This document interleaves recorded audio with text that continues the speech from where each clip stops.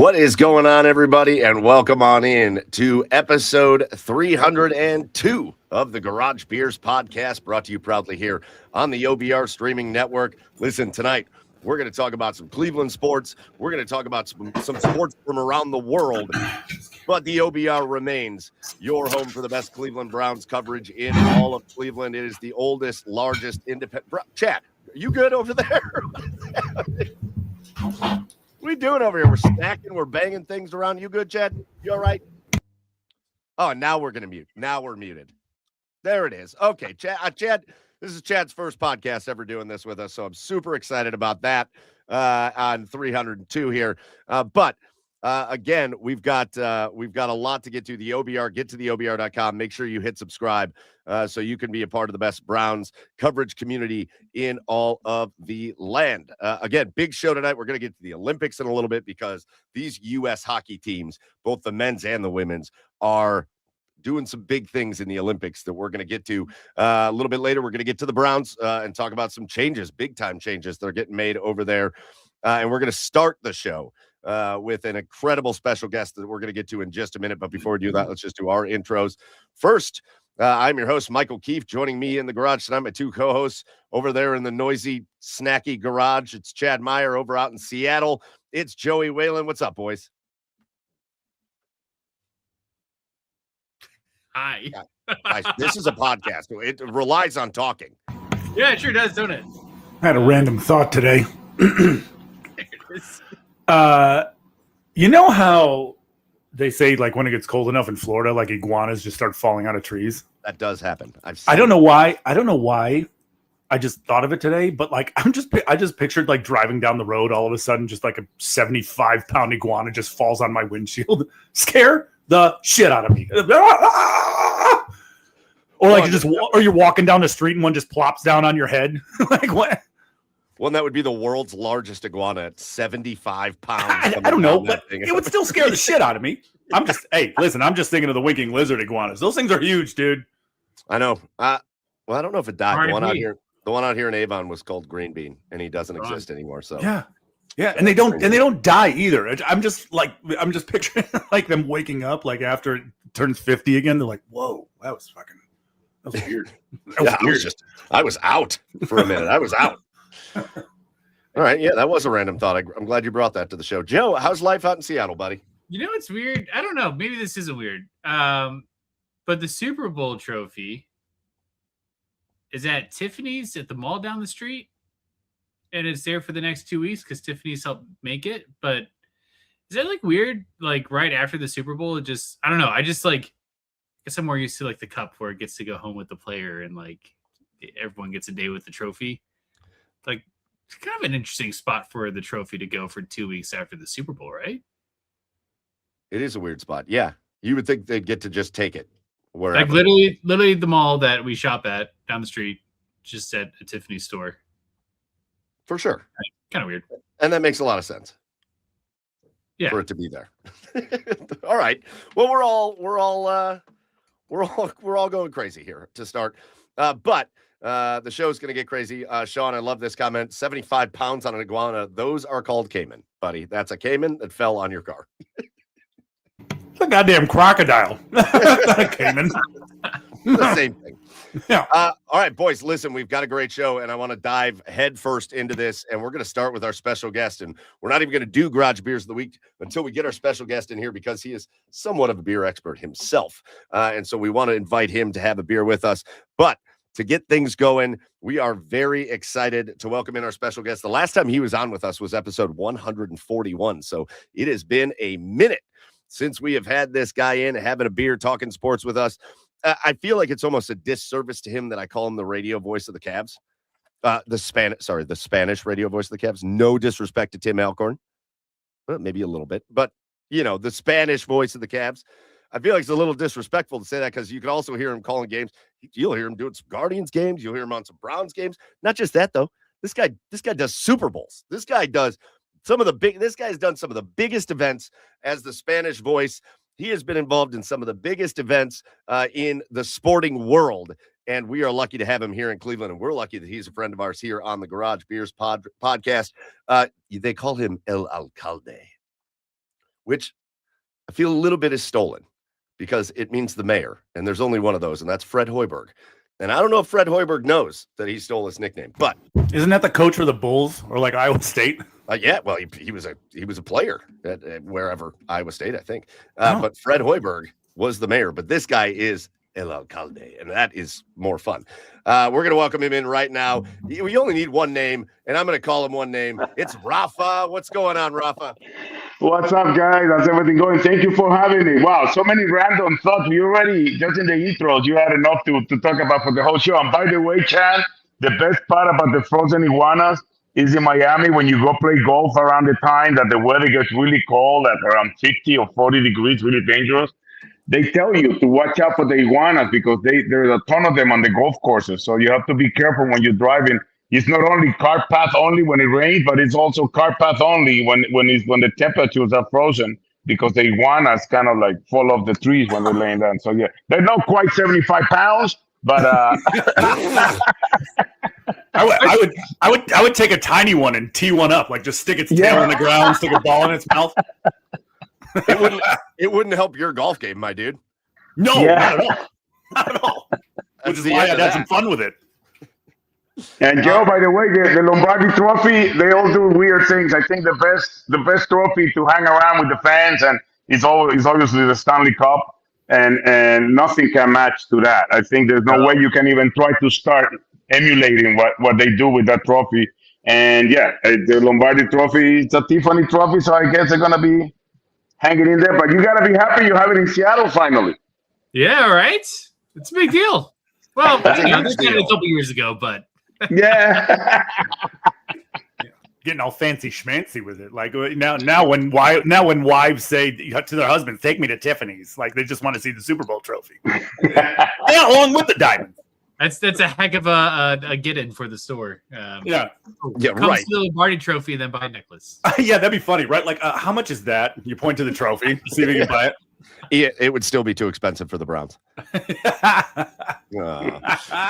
All right, boys, before we get into Rafa, you're here to talk mainly Cavaliers with us, although we might talk a little bit about life too. But before we get into that, we've got to do our garage beers of the week. And you told me before we went live here tonight that you've been keeping yours nice and cold.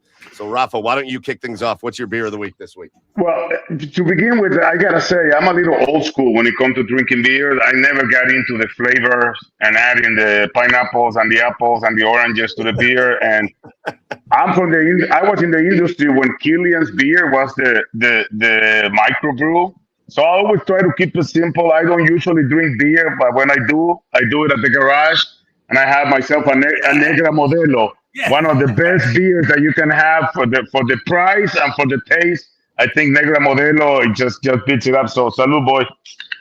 Oh, salud, Rafa. There's the pop. Modelo. We're listening to the pop. It was a good pop. I remember I went to like a little border town in Mexico, and they were serving those tall boy cans of Modelo, and on the top, it was just a mountain of salt and like limes everywhere, and it was one of the best beers I've ever had. And then I drank a couple and had to go to the bathroom real bad, and I went around back, and I refused to describe what I saw in the bathroom there. It was a rough scene. Let's just say there was a hole with mud in it. We'll just call it mud in it. It was a rough scene at the border town in Mexico, but the Modelo's hit terrific, and they were 75 cents a piece. So can't go wrong with that. No, not at all. All right, Chad, what are you drinking over there in the boiler room? I mean, I got the hard stuff tonight, guys. I'm going with a Jack and root beer. I would have Jack and Coke, but Jack and root beer is root beer is all I had. So it was that kind of day, and here we are. Ain't nothing wrong with that. All right, well, Jack and root beer. Joe, what's happening out there in Seattle? My in-laws just got back from a trip from Hawaii, and they brought me a beer from Kahola Brewing. Oh, nice. Called Lokahai Pilsner. It's a little German Pilsner. How about that? A little German Hawaiian Pilsner. Whoa. That's an easy the Hawaiian flowed out of you there. Like the Hawaiian words just flowed out of you, man. I'm impressed. I'm not gonna lie, I did practice that before because I was like, I'm gonna try to do my best. I got to bed about 2 a.m. to practice that. Yeah. You sounded like you were right from the islands there, buddy. Thank you. All right. First of all, if you're joining us live here tonight, get in the comments, tell us what you're drinking, and we'll flash it up on the screen. But before we get to mine, well, I guess now we will get to mine. I have got one of my favorites. I saw it in the store. I probably have had this on the show somewhere along the lines of 302 episodes. But from right downtown, right on East 4th Street, it's the Butcher and the Brewer. And one of my favorite beers on the planet is they make that albino white stout. Yeah. So it's a stout beer, but it looks like that. Nah, blonde. But It's it tastes like a stout. Yeah. Delicious. And it is so good. It is so outrageously good that I saw it in the store and I said, you know what? Even if I have had it on the show before, I gotta have it on again. And that's what I did. So I've got that one from right here in Cleveland, Butcher and the Brewer. This is not a segue from saying good beer, but has anybody ever brought Zima in those 302 episodes that you've had? Zima. You know what? No, but I think you just gave us a theme episode. Yeah. Rafa, we're gonna get Zima. We're gonna get Smirnoff Ice. Yeah. Yeah.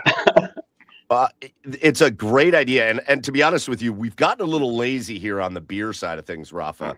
When we first started this episode, your buddy and our good friend, Tim Alcorn, was our very first guest. Mm-hmm. And we used to get creative with different types of beers that we would have. And we'd have like we had the 1 week where we had beers we hated and we had to pick a beer we didn't like and bring it on. And, we would have like the Twitter would vote on what beers we would have. It's been a minute, so we might have to get back to that. But I love the idea of like the Zima week. You gotta have there are so many beers that have like acquired taste. When I was in the beer industry, St. Ives was big in the market. I used to have a lot of stores in the Bronx, in the South Bronx, and St. Ives was huge at the time. And obviously, it was only like you have to have it in a 40 ounce as opposed to the 12 ounce can. But yeah, there's plenty of product, plenty of episodes out there with beer that I just I hear Zima is coming back too. Zima has been back. I mean, if I bring St. Ides on the show, I'm keeping it in a paper bag. I'm keeping it in a paper bag. I'll join you with a Colt 45. There we go. Well, I'll bring in Mickey's and we'll just do it up. Then our theme we'll have Zimas, Smirnoff Ices, wine coolers, bottles and games wine cooler. Yes. Rafa, my sister for like 20 years, she lives in the South Bronx and she has her little bar hangout that she goes to. It's called the Glenroy, right in the South Bronx. And I think I've seen people walking around with those plenty of times. The Glenroy used to be my account when I had that whole area, Yankee Stadium, the Hunts Point, that's where my beer career started with the South Bronx, and it was amazing to see all the brands that you see in those bodegas. Well, she's got her place right there on Walton Avenue. Yeah. So, been there, done that. All right, Rafa. So let's get into our episode. Let's get into, again, talking about the Cavs. But one last thing before we talk about the Cavs. Because I don't think we talked about this the last time. And obviously, what is going on with that? I'm like burning up over here. You've got an illustrious career of so many big events you've called, and really being just one of the biggest Spanish voices for professional sports in America. And I know you're Salvadorian, correct, Rafa? Correct. So I need to know this. Here in Cleveland. Can you tell the people? I need to know where the best place in Cleveland is to get a good pupusa. Ooh, good question. There are a few of them.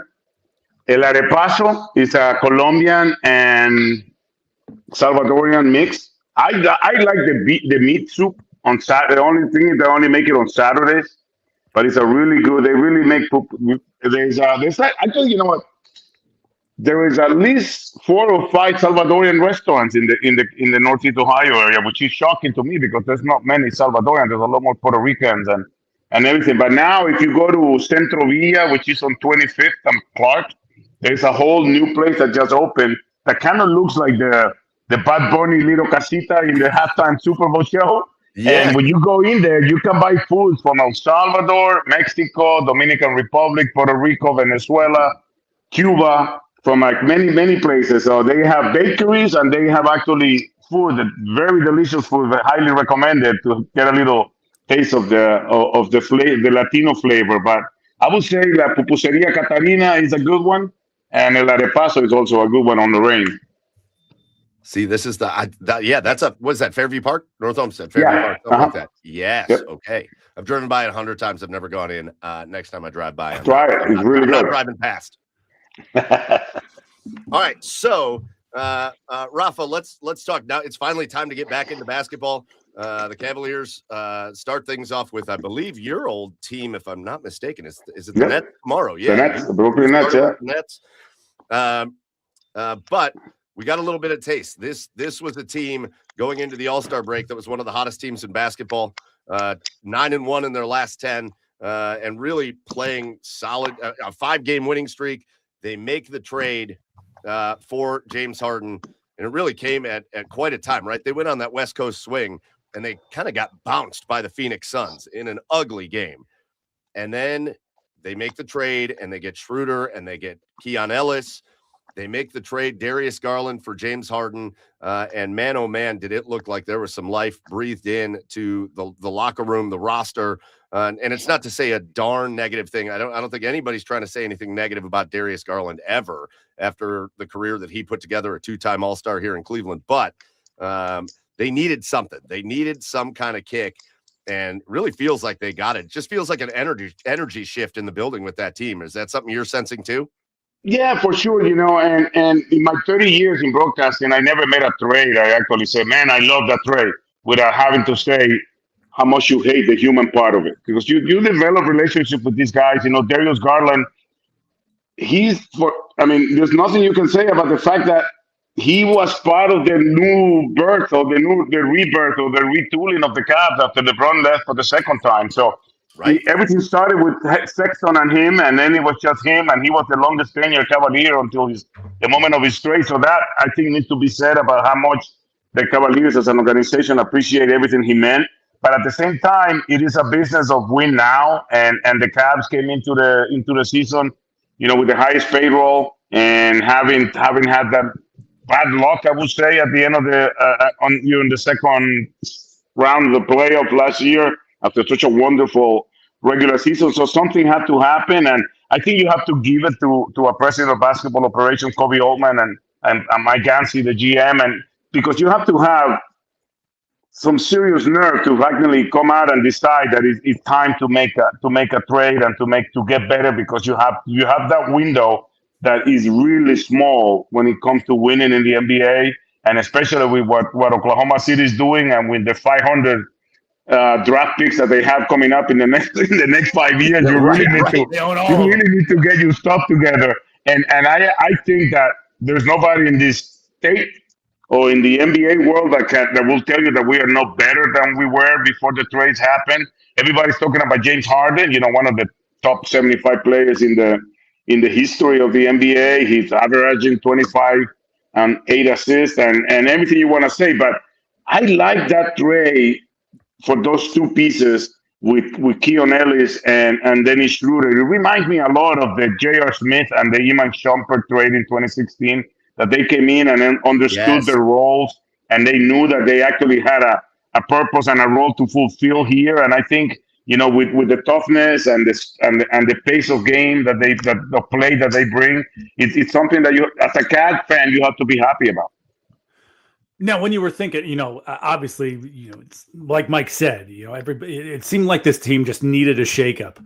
But I don't know that anybody was really thinking James Harden. Were you a little shocked by that at first when you saw that?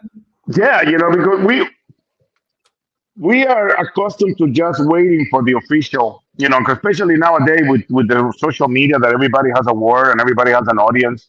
And there are some guys that you respect, and, it's usually when there are 2 or 3 guys that when they mention something on social media, you think, okay, there's something going on. But now, everybody has trade propositions and rumors and everything like that. But this is the second time I get surprised, because the first time when Harden was also involved in the trade when he went to Brooklyn, and then I woke up in the morning and the whole thing by Woj ended with, and the Cavs get Jared Allen. Nobody was expecting that. And I think that's something of the way that Kobe Allman has to do business, because it's usually, if you really think about it, all those trades that we're talking about, they were really like minimal leaks. And then when they were leaking, it was when they was already happening. So I think it's just a way that they do business in the front office, and they like to keep everything tight for the not only respecting the players, on both sides, but also respecting everybody else. So I was surprised, pleasantly surprised, and I think that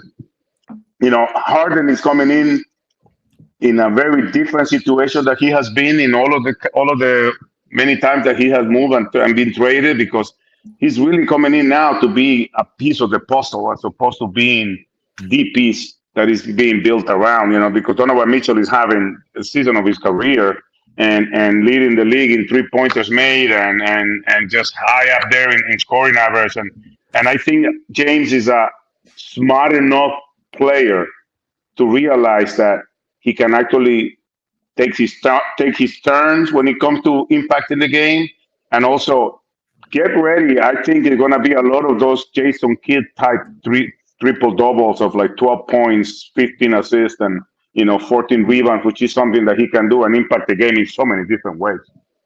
Well, yeah, I think it was the last. I think it was it the Denver? No, I don't remember what game it was. Maybe it was the Washington game right before the break. But I loved it. I loved the James Harden game. I think it was whatever game it was that he shot 1 of 4 from the floor. Mm-hmm. He shot the ball 4 times. Now, he got to the free throw line 12 times because he is an expert at that, which is why when he's not on your team, you can't stand him. But when he's on your team, it's great. But he also dished out double-digit assists and played an excellent game. And I think it all stems to this, Rafa. And as a guy that's watched a lot of basketball and a lot of NBA basketball over the years, I think James Harden has a couple reputations, and I think one is fairly earned, and I think the other one is maybe not so earned. And I think the one that's not so earned is that he's not a smart basketball player. He's a ball hog, shoot first, doesn't get his other teammates involved. And I think there's just a kind of an ignorance to that, in that I think people don't like him. I think they don't like the playing style and drawing fouls and all that. And I will be the first to tell you that's been a struggle for me when I watch the guys that are out there flopping around, and he's kind of been in that boat. But he's averaging like 9 assists per game for his career. And he's a guy that is fairly consistently, especially when you look at the big men, made them better. That he's played with him. When you talk about Joel Embiid was an MVP with him, and Clint Capella had his career years with him, and look at what Zubac is doing out. Well, now he's in Indiana, but look what he had been doing. So I think that part's, while I think you could be concerned about the way some of his tenures have ended in Houston and in Philly and Brooklyn and all that, I think the on the court stuff, I think people really underestimated the level of player the Cavaliers were getting in this deal that actually out on the court. Yeah, and I think, you touch on a lot of things there that are important to really look into. First, because we were just looking from the outside, and like you said, I found myself complaining about how many times he got the whistle, and in 3 games that he's been with the Cavs, I've been complaining about how many fouls he didn't get called. So that goes both ways. I think just there's players that you like him when they're in your team, and players they don't like. But James Harden is not the type of guy that is going to be this vocal person. He never has. And I think that's why he also gets that reputation, because he's not the dude that's going to be smiling and laughing and doing his thing for the camera. And nothing wrong with that. But I think that everybody's used to that part of the NBA player that James Harden is not. And then also, he gets criticized a lot for like not being a big player. But if you look at his numbers, again, we only have been on the outside looking at that game when they were up 3-1 against the Warriors, that series, and then they missed 26 triples, the Rockets. But the game 6 to make it, he had a really good series. And if it's not for Chris Paul's injury, but nobody remembers that Chris Paul hurt his hamstring that series. And that totally changed the whole series. And it wasn't just James Harden. And again, going back to what I told you, I think now he's in a position where he can decide on how he's going to impact the game or help the Cavs. If there's a night that the Spider doesn't have it, then maybe he can put the cape on. But for the whole, 52 games of the 55 the Cavs have played, or whatever the number is, it has been Donovan Mitchell. and Donovan Mitchell and Donovan Mitchell and Donovan Mitchell, and that's why he's leading the league in scoring in the second half, and that's why he's leading the league in 3-pointers made, because there was nobody else to really grab the ball and say, okay, guys, come on, get on my back, here we go. Now we have a player that is going to spread the defense, because now you're going to have to pick your poison with the Cavs. He's a guy who we just gained, half a foot in size at the point guard position. We have a guy that is pass first, who doesn't mind just playing pick and roll with the bigs. And you mentioned about how every big that he's played with has really improved his play. So Mobley's coming back. Struz is going to come back and help that bench unit that actually has been the one impacting the result for the Cavs. So I think overall, it's not just about James Harden's arrival, but I think it's about how Kenny Atkinson is probably going to start to have a good, consistent rotation on the starting lineup, and also, coming off the bench.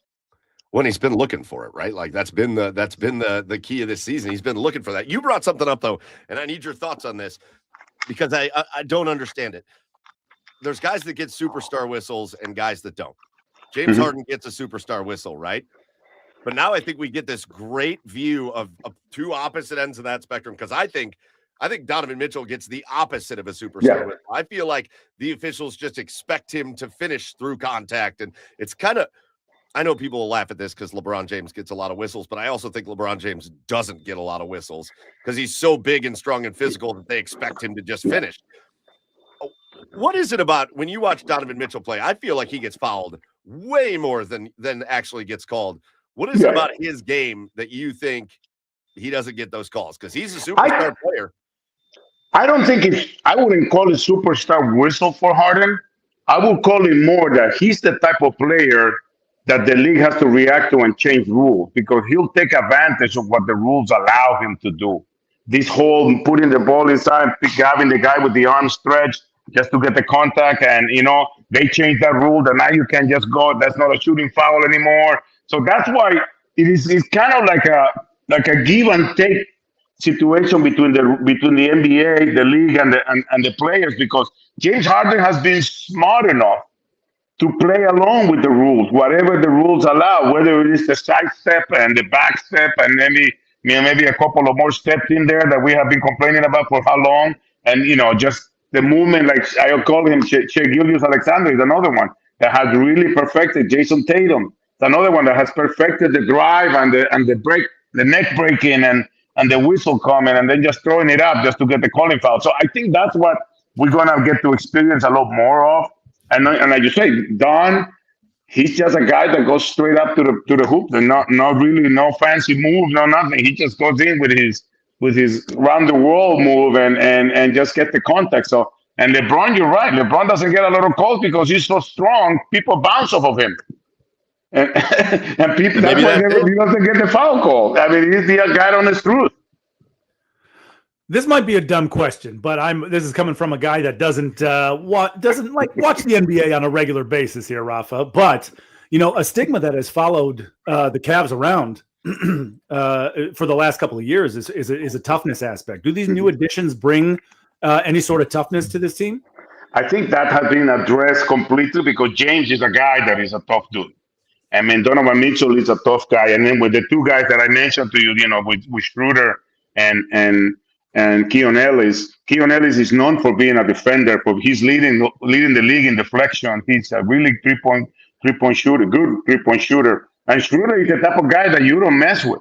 I mean, he's the guy that before the trade line was waiting for Luka outside of the dressing room after a game against the Lakers with Sacramento. So I think that is more of something that is just going to be contagious about what's going on. We are a really good offensive team. We are second in the league, leading the conference in point score with a little bit over 120. But these additions, and I think the consistency that Kenny Atkinson is going to have, because you saw it even with Mobley out and Thomas Bryant getting the minutes. You saw it in these last 3 games of 2 games in the road trip and 1 here at home.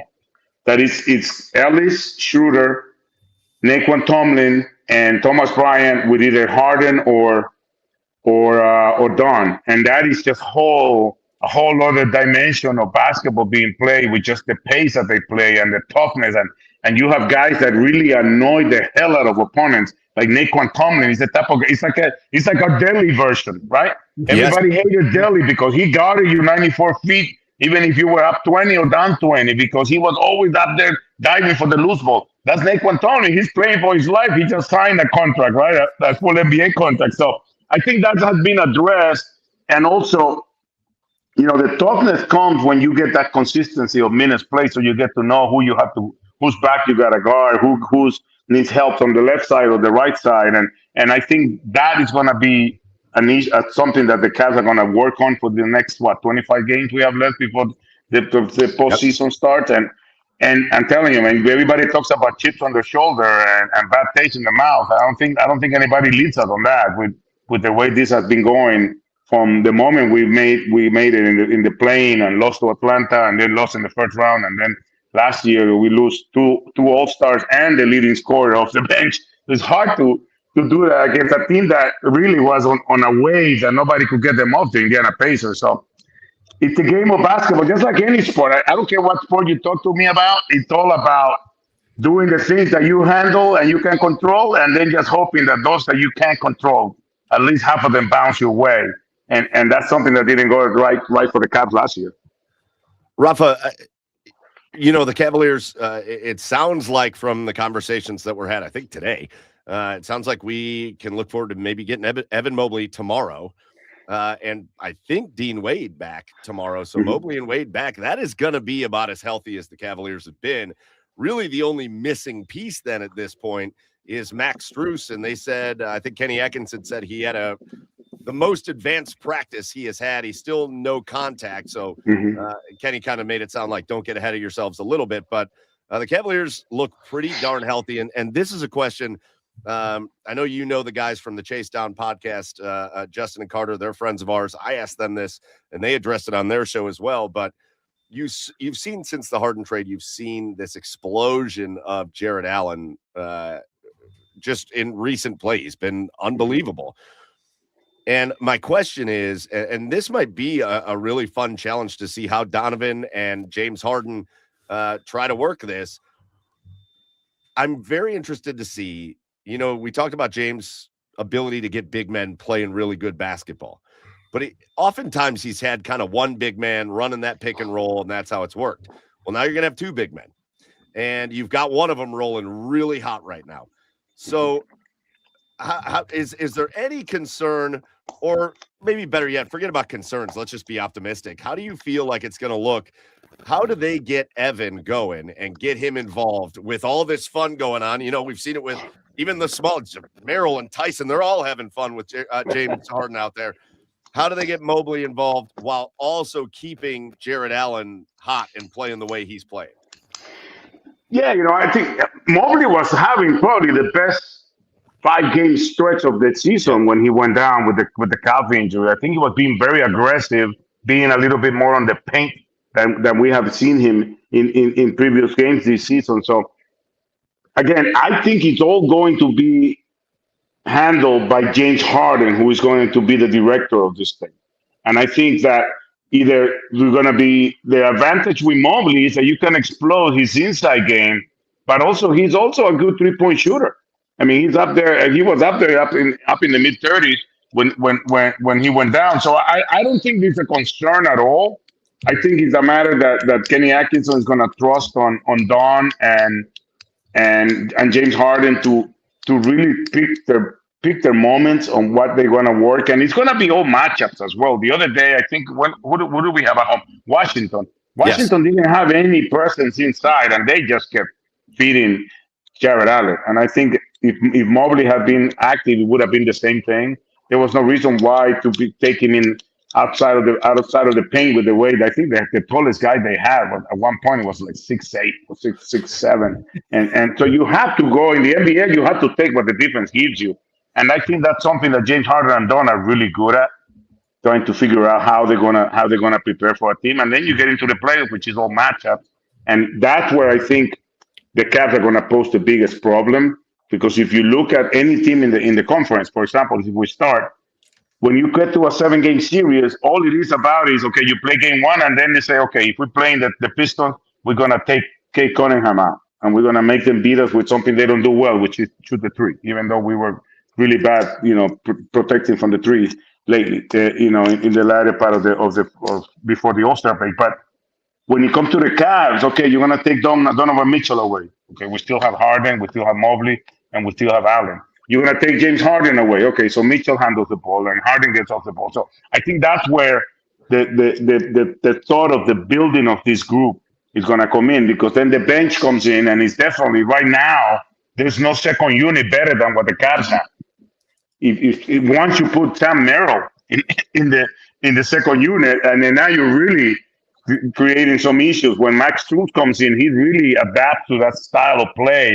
Yes. Just running up and down and moving without the ball and just sitting in a corner and waiting for the ball. So I don't think there's a concern of having too much.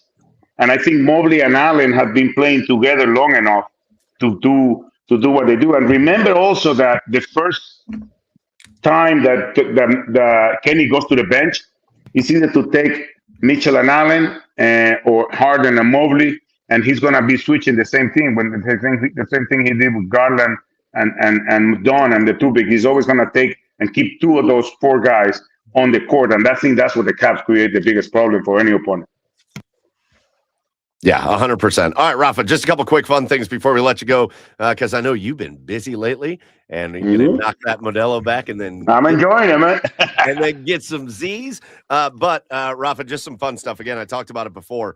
If people haven't really looked into your background, man, it's a lot of big stuff, right? You have done Super Bowls, you've done Final Fours, you've done I love that you are you've been the PA announcer when the NFL goes and does games in Mexico City. Yeah, and we're going back this year. We're finally going back now that the World Cup is here. Yeah.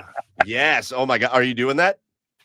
I'm not doing the World Cup. No, it's just too much. I'm just gonna be hopefully as a fan. I know Brazil is coming to Cleveland on June 1st, which is a problem I hope to have, because June 2nd is game one of the final, so it might be a little hard. But hey, if Brazil is playing, you'll see me at Huntington Bank Field. Yeah, that's exactly right. But I don't know what are some of the big highlights? What are some of your very favorites when you look back? It's always during the Super Bowl, I always get a chance to think back, and I had a chance to, and I'm sorry, Joe, I called the Steelers and the Seahawks Super Bowl that time where the referees were wearing black and yellow. As always. But I had a chance to call the Super Bowl when the Giants beat the undefeated Patriots, and the helmet catch and the Plaxico Burress little bluebird. I called the '99 interception return by what's his name for the Steelers against the Arizona in Tampa, and there's Antonio Holmes touchdown on the right corner, and everybody forgets that he had missed the left corner, Roethlisberger. So I've been lucky really, because I called the first win in the Super Bowl by both Manning brothers, by Drew Brees, and a few. What's his name? Tom Brady Super Bowl. I think it's just. But the best moment. Not a big deal. Nah, right. The best story in 2005 or 6. Don't quote me on the years. I always forget about it. In Miami, Colts against the Bears. Yes. I almost lost my voice in the first play of the game because Hester. What's his name? Devin Hester returned the kickoff. Yes. For a touchdown. And I literally almost popped my vocal cords calling that touchdown, and I had to really take a break for to dial it back, huh? like a one whole drive just to get it back. But that halftime show, even nowadays, that the halftime shows have been in talk to everybody. Prince playing Purple Rain in the rain, yeah, amazing. Was just there was nothing made up about it. It was just perfect. Yeah. I mean, the Super Bowl with the Harbaugh brothers and Beyoncé turning the lights off at the Superdome in New Orleans was just a classic one. When it comes to halftime shows, you know who hit the switch? You were there. Who hit the switch to turn the lights off? I can tell you this. I was the first broadcast back on air in that Super Bowl. Because one of my friends working at a big electric contractor in Dallas, and he was one of our guests, so he got us back he got us back on the air before the TV was even back on it. So that was kind of cool. That's from the Super Bowl, from Final Fours. Every year it's something. Every year it's like I got to call the game where Virginia got eliminated in their first round, and then got to call the game the one they won in overtime, exactly 364 days after. Yep. And the Final Four is always great.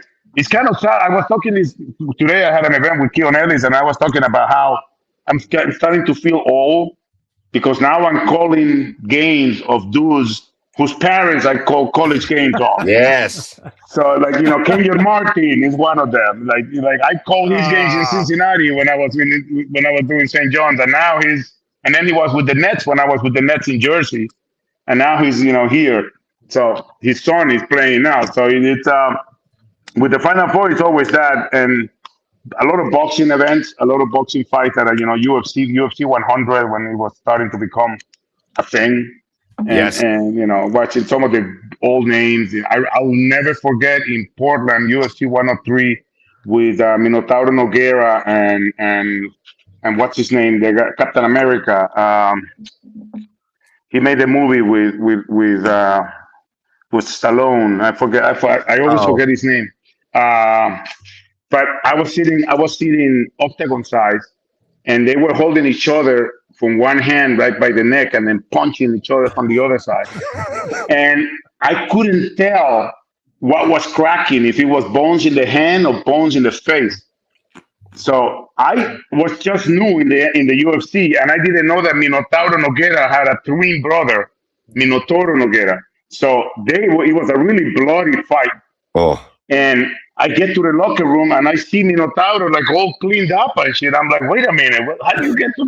And he went along. He didn't tell me it was his twin brother. And then the other guy came out and he was all bloodied up, and it was just amazing that the UFC was just I got to see Anderson Silva, Lyoto Machida, That's awesome. all the big names that are now like old school, and just boxing, Oscar De La Hoya, Cesar Chavez. Oh, yeah. With the NFL, it was just great, though. The NFL, I think the playoff is nothing compared to that.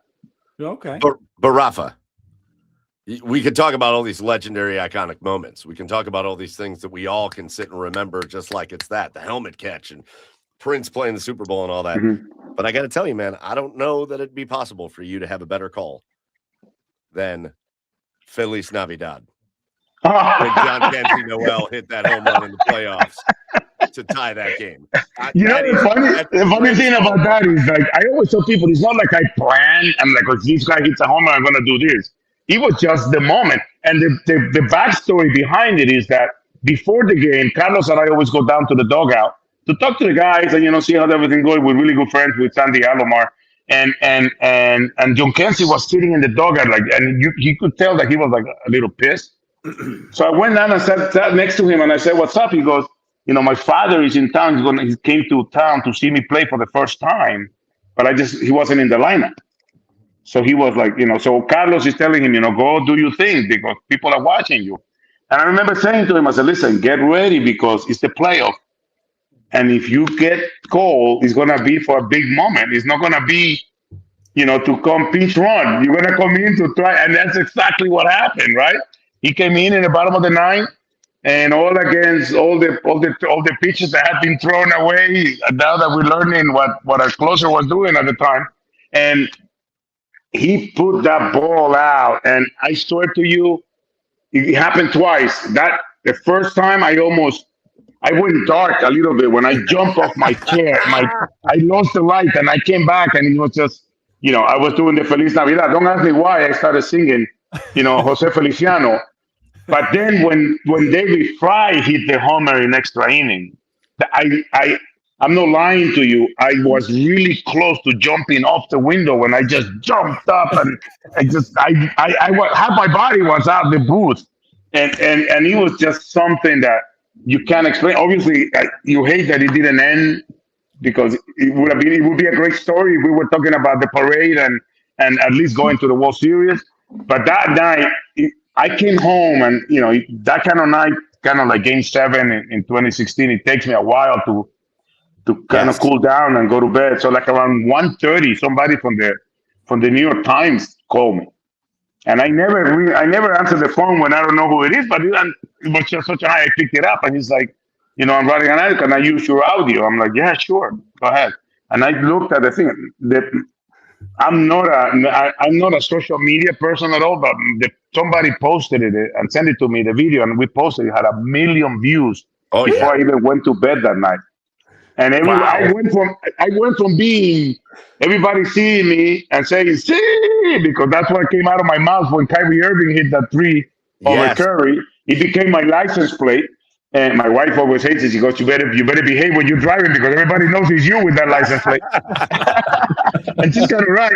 And now everybody sees me and everybody's like, "Feliz Navidad, Feliz Navidad." Yes. So yeah, it sucks that he's not with us anymore because we had a lot of fun with John Kenzie. He's a big boy, and hopefully he's gonna find a place where he can play every day, and it'd be fun. But yeah, that's the great thing about sports. It's like I have the luxury I'm allowed and I'm paid to watch the game with a mic on. It's really what it comes down to, and I have had really, really good luck to be in moments that are just like unforgettable.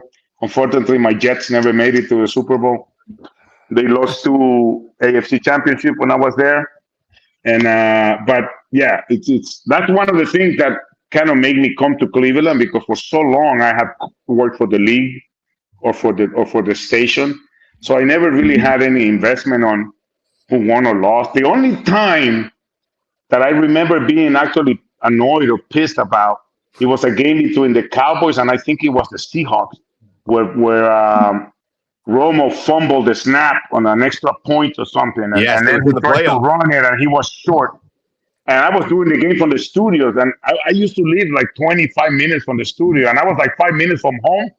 And I realized I was bothered by it, and I was like, "Why am I even pissed off about this? I don't care who wins or loses, but it's just the way it happened, But coming to Cleveland and watching the guys practice every day, the wins are so much more delicious, but the losses really suck. And I don't care if people tell me, "Oh, your name is not in the score sheet, you shouldn't care about it." Like, you know what? I care, man. It's my guys, it's my team, and I hate to lose. Nobody likes to win. Nobody likes to lose, right? So it's just I don't care if my name will never be on the score sheet, but I'm still gonna care about the way that these guys do because I see them work hard every day. And if they didn't, I would say, "Yeah, you know what? You have it coming to you." But these guys work their asses off every day, and unfortunately, only one guy can win, and it's a lucky and good guy. So we'll try again. We'll try again this year, and if it doesn't happen, we'll come back and try it again next year too. There's always next year, Rafa. That's all right. Yeah. We've said that a long time. We've said that a long time here in Cleveland, Rafa. All right, man. We're gonna let you go. We're gonna let you get to bed. But it was so fun catching up with you. We won't make it another few years between these catch-ups. As again, it's a great time having a beer and talking sports with you, Rafa. We appreciate your time. We appreciate you doing this, especially during your busy schedule. And we look forward to catching some of the Spanish flair that you bring to our Cleveland sports teams for the rest of this Cavs season, man. We hope it ends with one of those big moments. Thank you, man. I have it written down in my calendar for episode 543, but if you want to invite me before that, it's okay. Set a reminder. That's a reminder. I love it. See you in London next year. The Browns are in London, baby. Come on. Oh. Hey, you get us signed up for assistance. We'll come with you, and we'll give you some assistance on the broadcast. Yeah. Have a good one, guys. All right, we'll see you later. Bye.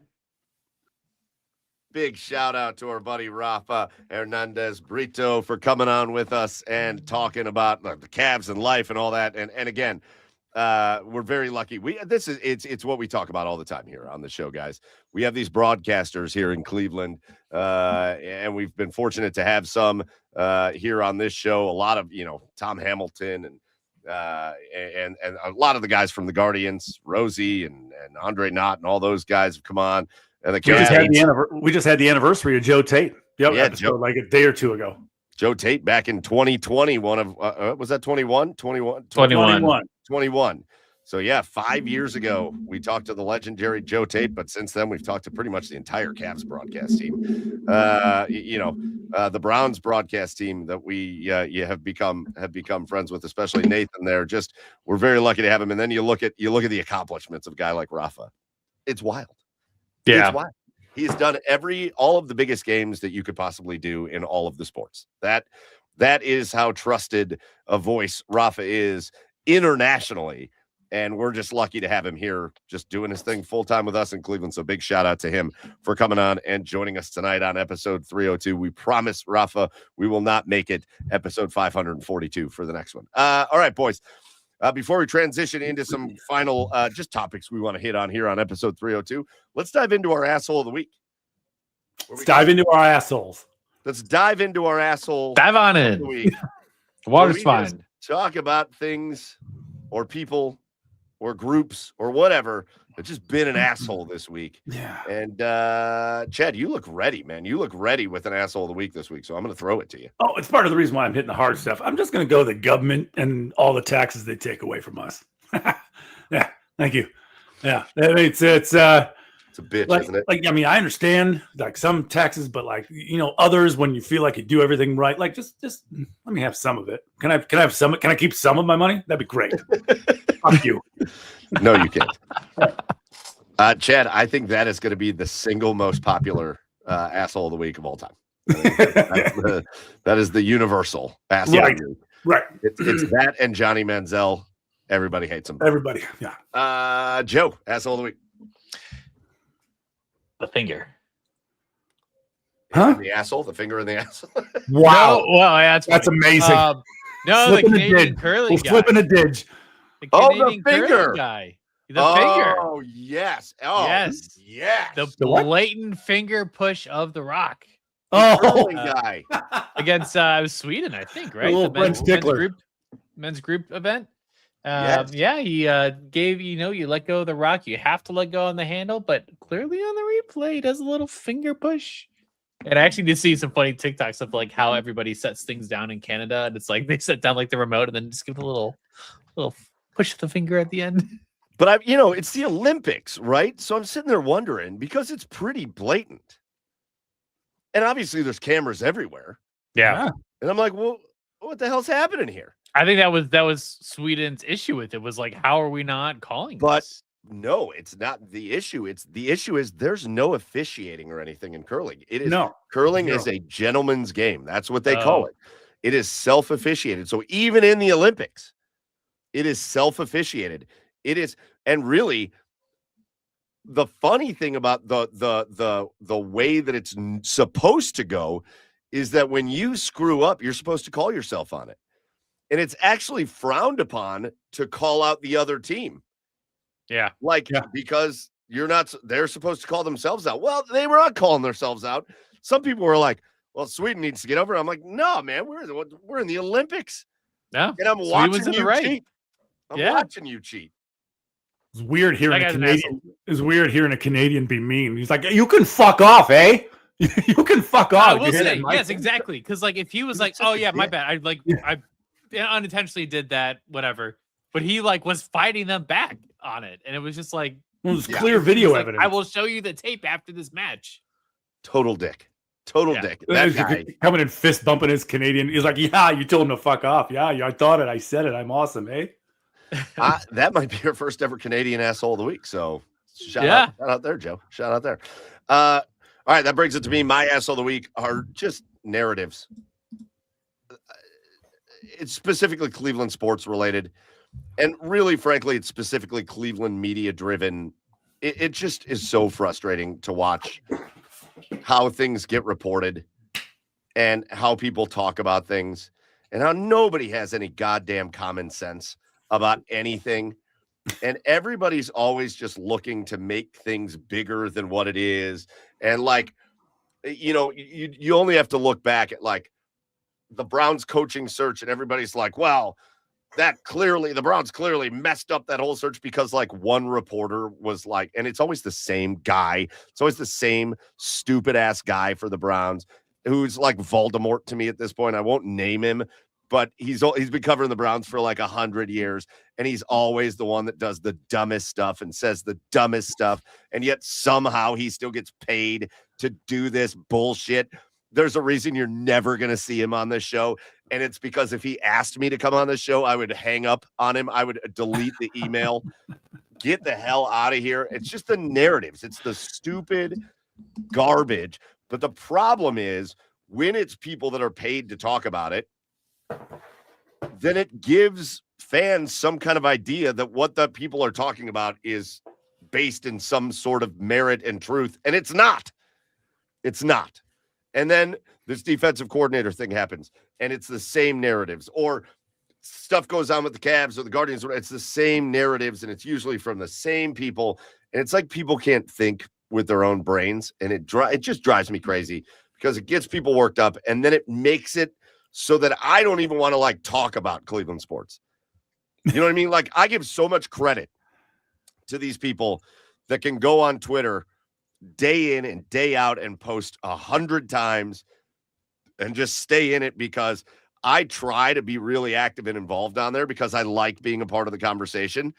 But there's times like this last weekend, there's times where I'm just like, I can't look anymore. I can't even look at this anymore because it's all just a bunch of morons who are feeding terrible information to people and making them also be morons. I don't know. The whole narratives thing just drives me crazy. That's why you rarely ever see me quote tweet or comment on things like that, right?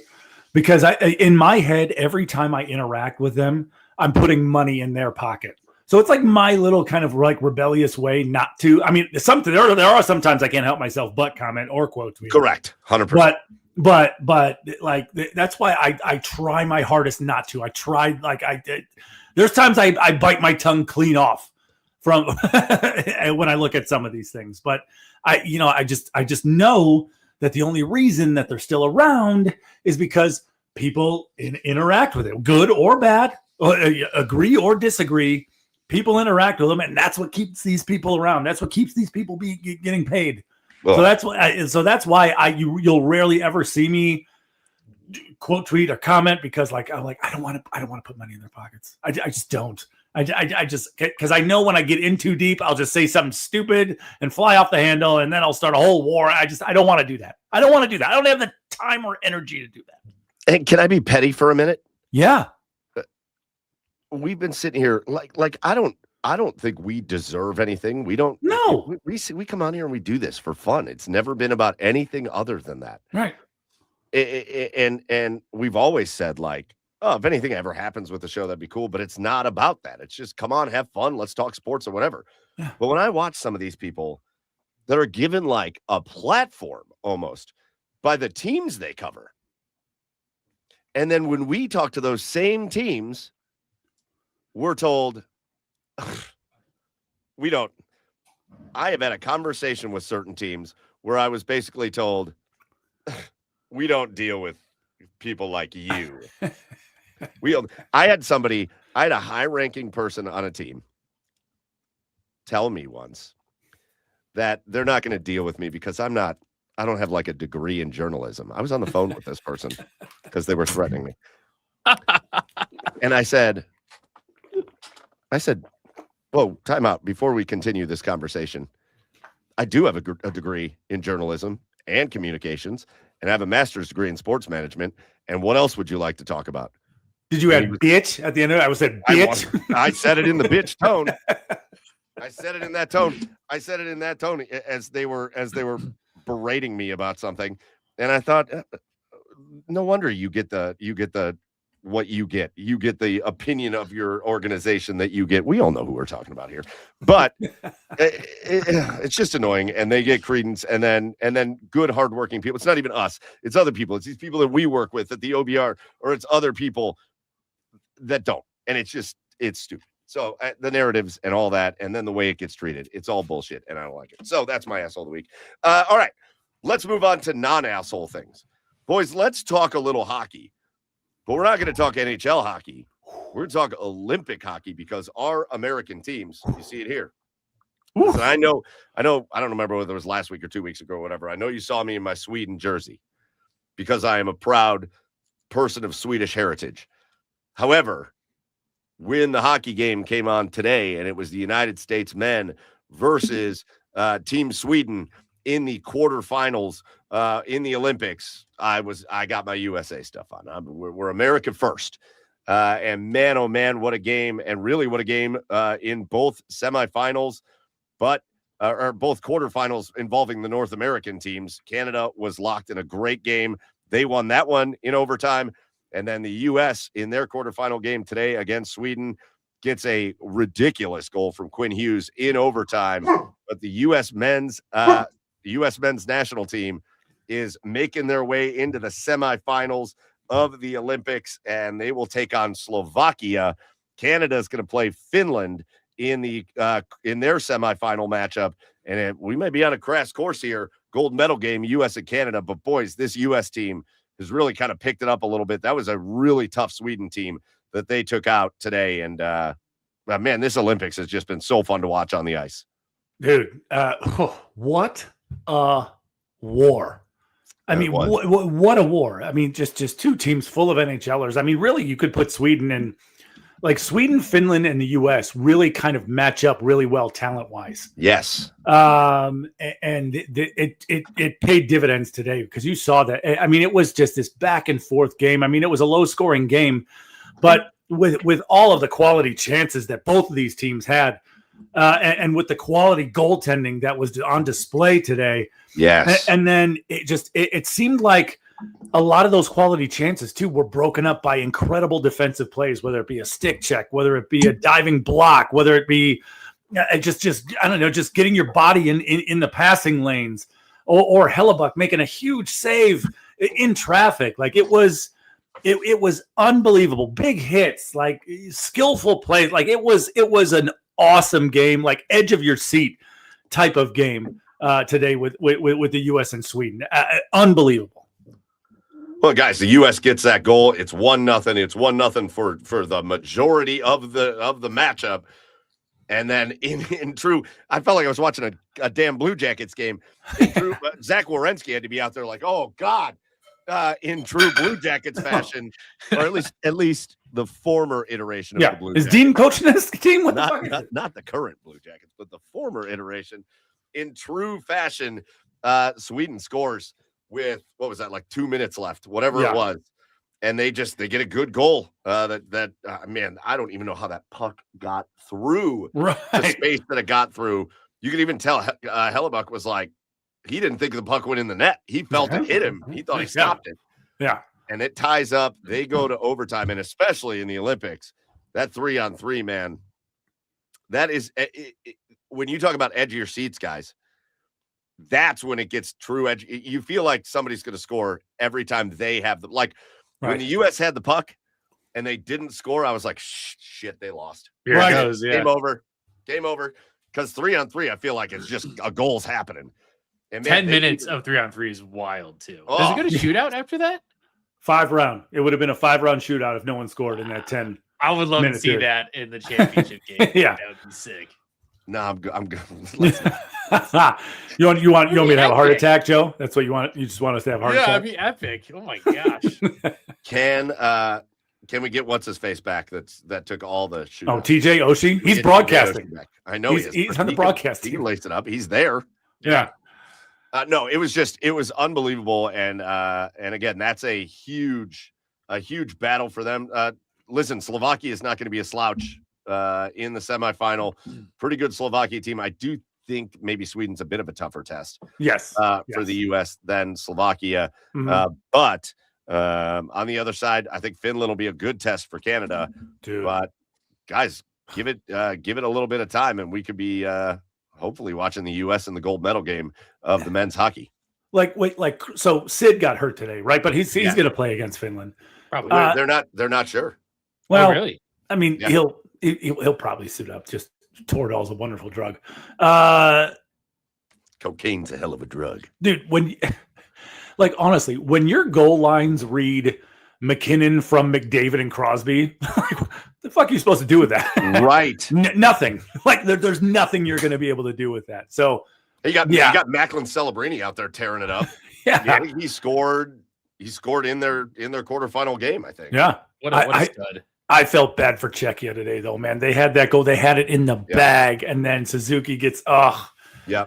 And I was wondering, you still thought like that Czechia would have had a chance in overtime because with the way they were playing. But man, oh man, it was that probably would have been the most disappointing Canadian Olympic hockey loss in decades, at least decades, at least since 1980 or after 1980, for sure. You guys talk hockey for a minute. I forgot to plug my computer in, and it's about to die. Have you watched any of it, Joe? Emery. I have. He's back. But yeah, no. I mean, if you look at the Finns, man, they've got some rock star NHL players too. I mean, Aho, you've got Teravainen, you've got the only question that you have is the goaltending, right? Saros is normally a really great goalie. I mean, Joe, you've seen him a lot too, but he's struggled a bit this year. So that I think that's my one concern is their goaltending. Otherwise, that if Finland can muddy this game up, they can give themselves a chance because with how good Finland is, Canada is just full of superstars. You just got to hope for the best. But yeah, if I was Finland, I would make that just an all-out street fight to try and win that game. Boys, let's take it to the other U.S. hockey team because I don't know that we're spending enough time talking about what is happening with the United States women's hockey team and what they are doing. They are in the gold medal game, and that game happens tomorrow, February 19th, which also happens to be your boy's birthday. And I'm hoping the women bring home the gold on the birthday. That would be a great birthday present for me. But they play Canada tomorrow in the gold medal game. And boys, can I run you through really quickly their Olympic journey? I'd like to run you through their Olympic journey. The U.S. women's hockey team with prominently featuring one Layla Edwards from Cleveland Heights, just an absolute stud of a human being and a brilliant hockey player. But let me tell you about their journey. Their first game, they've played 1, 2, 3, 4, 5. They played 6 games. The gold medal game will be their 7th. Their first game, they played Czechia. They won that game 5-1.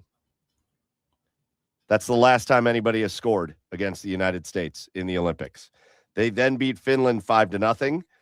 They beat Switzerland 5-0. They beat Canada 5-0. They beat Italy 5-0. And they beat Sweden in the semifinal game 5-0. They have outscored their opponents in the Olympics 31-1. That is Team USA on the women's side. I have to imagine, listen, you don't want to assume anything. If you're the coach of Team Canada, you're talking about, all right, this can be our miracle moment, basically, because that's what this is. Team Canada, I know we're talking about Team Canada on the men's side, boys, but Team Canada on the women's side is an outstanding hockey team, and they really have no shot in the gold medal game unless one of those miracle situations happen. They did that. The U.S. and Canada did like the 4-city tour. They came to Cleveland. I went to that game with our buddy Matt Pfeffer from 614 Hockey down there. And I think the U.S. won that game 6-0. The U.S. and Canada did that 4-city tour, and the U.S., the average margin of victory was like 7 goals. I think there was one game they beat them like 12-1. And so Canada never beat the U.S. on that tour. They obviously lost in the Olympics to them 5-0. But guys, we need to give a little bit of love to the U.S. women's Olympic hockey team because it's one of the most dominant performances. Like hockey's one of those, you're used to watching the Olympics and you're used to seeing like world records and Olympic records and all that. And they don't, you don't get world records in hockey per se. But man, this is about as close to a world record performance as you're going to see out of a hockey team. This women's team's amazing. Can't think of a tournament that a team's had that much of a differential in scoring. 31-1 in one hockey? goal Yeah. against every other game scoring 5 goals, which is nuts. I mean, it's just, is it going to be a competition tomorrow? Probably not. I mean, this team's just playing on a different level. Throw them in against Latvia. Like the men? Yeah. Do it. Roll with it. All right. Honestly, I mean, they're just playing so far Latvia above. Elvis will give up 3 goals to him. Latvia's just out here catching strays. Playing at an incredible level. Like that is just, it's so fun to watch. Yeah. They've had just completely dominant performances every single match they've played. Like it's been a great just highlight for US in the Olympics, no doubt. Yeah, I mean, and the shit talking too. Like I remember in a Yes. round robin game, like just I forget who it was, but after scoring that goal and basically just sending that Canadian player's face like through the Earth's crust with a hit, and then just give it a one of these at the end. Like what? Yeah, what? You could tell it's just the U.S. women's team is playing with their confidence at an all-time high, and I don't know. I don't know that this Canadian team can beat them tomorrow, right? I mean, the Canadian team is about a lot of older veteran players, and the U.S. is a lot of younger, high energy type kids, and we'll see. It's going to be quite the interesting matchup tomorrow. But I mean, I think the U.S. is going to come out on top. Listen, if you're a U.S. hockey Olympic fan, you never say it can't happen because of what the U.S. did in 1980. But again, that would be the level of upset it would take. The U.S. is basically Russia in this situation, and Canada is that 80 team. That's the level of upset it would be for Canada to beat this team. Again, 31-1 goal differential, and the U.S. is going to come out. That's the best part about this team is there is shit talking. They do know how good they are, but they always back it up. It's unbelievable to watch. You see, Ohio State's the only college represented on both teams. That's pretty cool. Oh, that's cool. Yeah, that's really cool. Yeah, on both the U.S. and Canada. There's like 12 players, 15 players between the two that go to Ohio State. It's pretty sick. I don't remember what time that game. It's like 2-3 o'clock tomorrow. 1:10. 1:10. Yeah. But I will be tuned in to that. Yeah. I'm excited. Any other interesting things happened from last week to this week in the Olympics that you remember or want to talk about?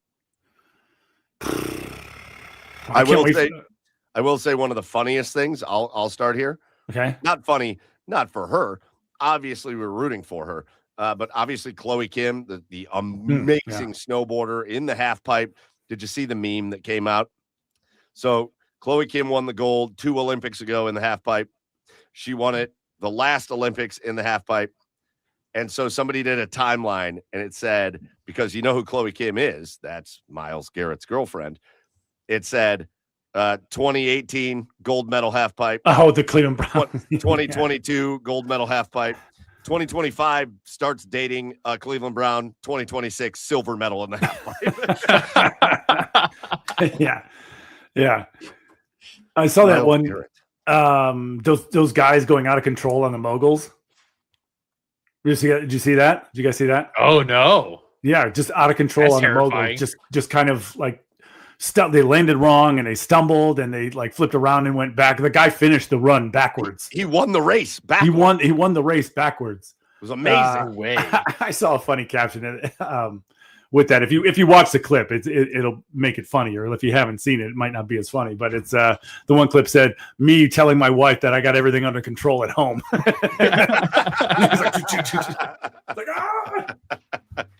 Hey, I will say that the dual mogul races have been cool. I think that's new this year. That's a pretty fun event to watch. Yeah, there's certain events that I always kind of forget about in the Winter Olympics, and then they happen. And I'm like, oh shit, I love it. That like short track. It's almost like roller derby speed skating. Yeah, right. The short track speed skating where there's like 8 of them out there at one time, and they just all go crashing into everybody. That is wild to watch. It's a blast. But again, over the next week, be coming up on the end of the Olympics. I'm sure we'll have some wrap ups next week. But boys. One last topic that I have, just because we'd be remiss if we didn't talk about it before we get out of here, and that's we've had some news with the Cleveland Browns over the last week, and so just want to hit on some of this stuff.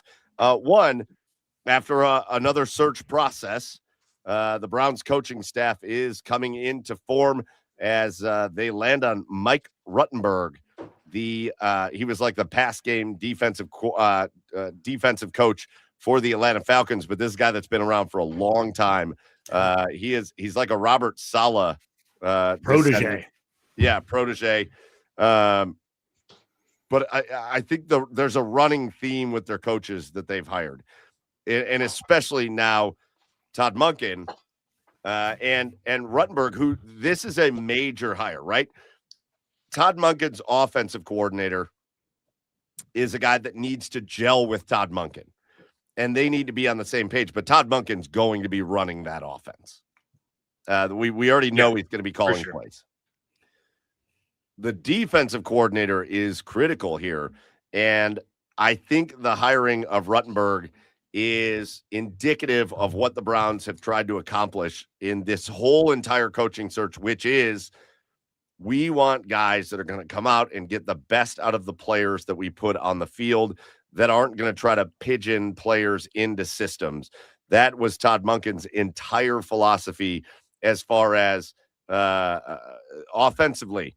He talked about, I'm not here to try to run one system or another. I'm here to evaluate the players out there, and then we'll run a system as we need to. Defensively, that is the MO for Ruttenberg. That's a solid thing. That is, I don't anticipate a ton of changes to this defense. They're going to still try to get a lot of pressure. They're still going to be really aggressive, but there's certainly going to be some implemented changes for the defense, but it's not going to be about trying to run a system. It's going to be about looking at the players that are out there and trying to get the best out of those players. And I think between that and from everything I've heard about this dude's interviews, that he just blew them away with just kind of his mind for adapting and coming up with new things that aren't just by the book kind of situations. And it really just feels like that's what the Browns were looking for in this search. So Mike Ruttenberg, again, probably the next most important coach on the Browns coaching staff, next to Todd Monken. If Monken's going to be very focused on that offense, this was a big hire for them. And I don't know. It's one of those things where I know, guys, it's hard to react to, because I know neither one of you know a ton about Mike Ruttenberg, right? I mean, outside of what you've read since they hired him. Mike Rosenbagger. Gardenhoser. Rude.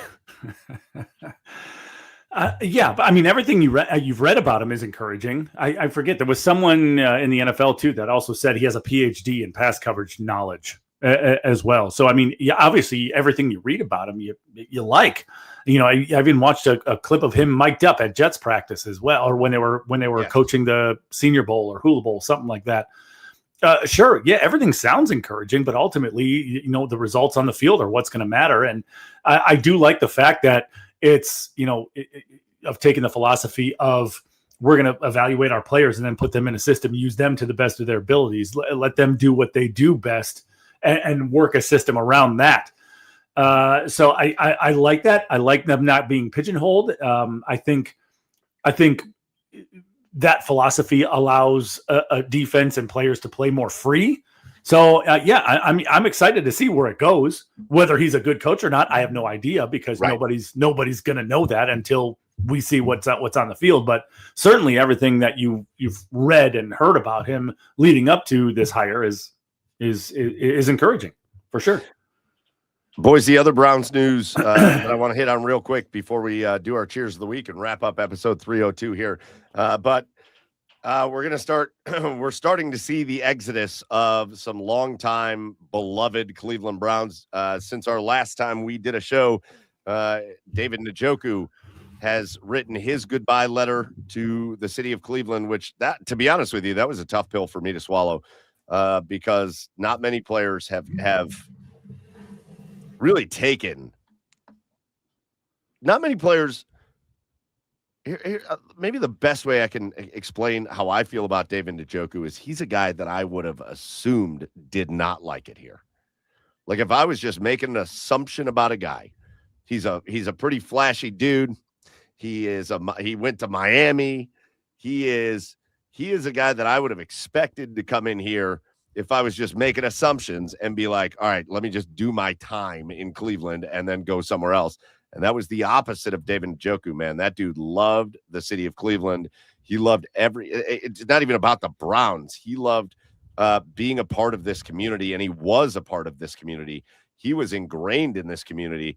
David Njoku is going to be moving on. He'll be playing football somewhere else. And then today, it came out. Now, this isn't a super surprise, but it came out today. The Wyatt Teller said his goodbye to the city of Cleveland as well. He will be jumping into the free agency pool, and he will not be returning to the Cleveland Browns. So Wyatt Teller and David Njoku both leaving the Browns. Guys, just thoughts on two guys. Wyatt Teller, I think you could say the same thing. Wyatt Teller very much ingrained himself into the city of Cleveland. Wyatt Teller, I think both of those guys were culture drivers for the Browns when they were before the whole fucking Deshaun Watson thing. They were culture drivers for the Browns. Hold on, I want to say this.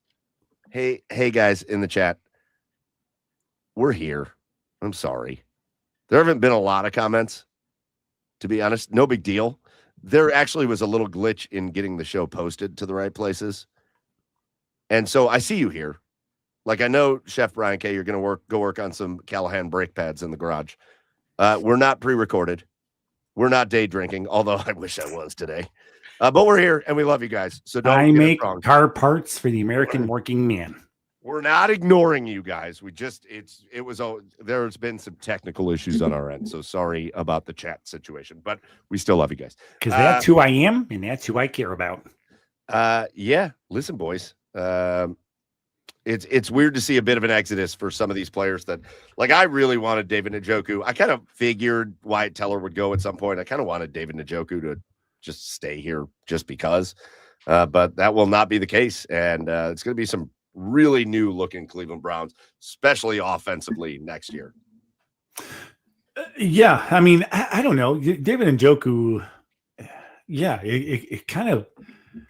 It was kind of weird with him, right? All signs pointed to him wanting out, but then, once they redid his contract and figured out a new contract to have him stay here, he really ingrained himself into the community. Mike, you and I saw him at the playoff game we did with St. Ignatius and Medina. Oh my gosh, right? remember that? Yeah, he was in the student section, just chilling.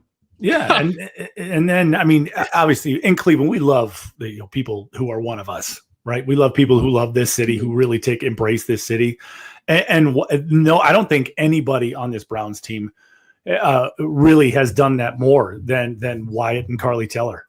He proposed to Carly at the 50-yard line of Brown Stadium, right? Carly was very active in the community with women and doing Pilates everywhere. And think about, listen, you could think you could think some of the stuff that gets done is corny. It is what it is. But think about the fact that Wyatt and Carly Teller took the time to send out Christmas cards to people every day. Yeah. All you had to do was basically DM Carly on Twitter, and they would literally just personally send you a Christmas card. Yeah.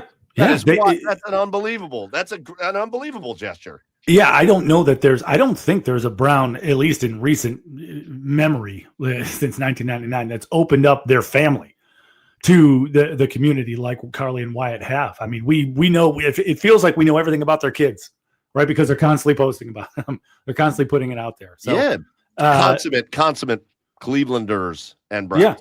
Yeah. So yeah, they will be missed, but it's ultimately the NFL's a business, and we're going to have a new person to see if they can endear themselves to this city here soon. I'll say it's just going to be so damn interesting to see what they do with this offensive line.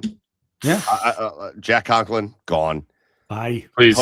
Postage should have been gone 3 years ago. Teller gone. Now they've extended the time frame for Bitonio to make his decision. So that at least tells you that he hasn't told them he's retiring, but he's also a free agent. Like, he could go somewhere else, or he could decide he wants to play here again. We'll see. DeJuan Jones, there's no banking on that dude. You can't bank on that guy. No. All of a sudden he's just going to be healthy. And so, boys, or good. We'd be looking at 5 offensive linemen. Yeah, that they got to replace now. Are we comfortable with Whippler out there at center? Sure, probably. There's nobody, Tevin Jenkins is probably going to get, I would imagine they'll look at Tevin Jenkins again and maybe have him as like a right guard, which is fine. But man, free agency hits for me. I don't want to make the draft all about offensive linemen because I think it's the wrong way to do things. I mean, in my opinion, you fix holes on your team through free agency and trades, and then you add talent through the draft, right? That's how I would approach it if I was a GM. The draft is not, I don't want to use the draft to fix holes because the draft is a crapshoot. Sure. Right. No matter what, the draft is a crapshoot.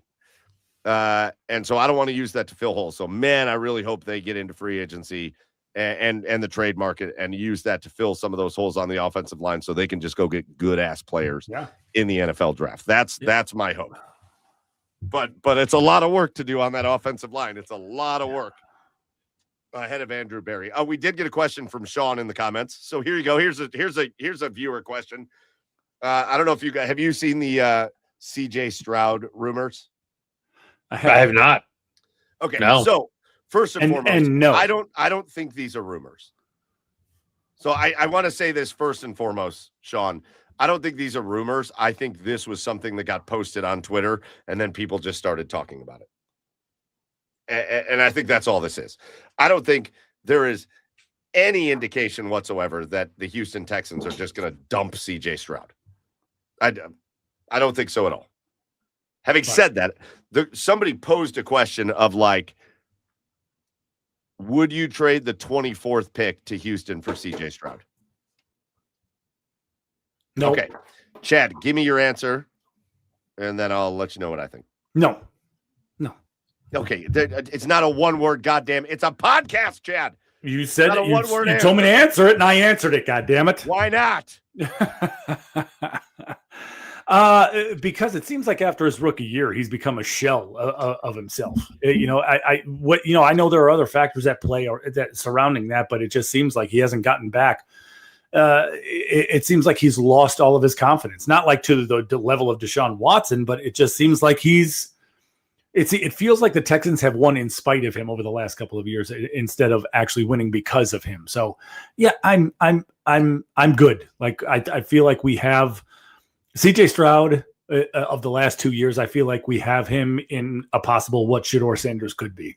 So yeah, no thanks. Yeah, I'm kind of with you on that. I like Chris's comment too that we got fleeced by Houston already. Somebody else.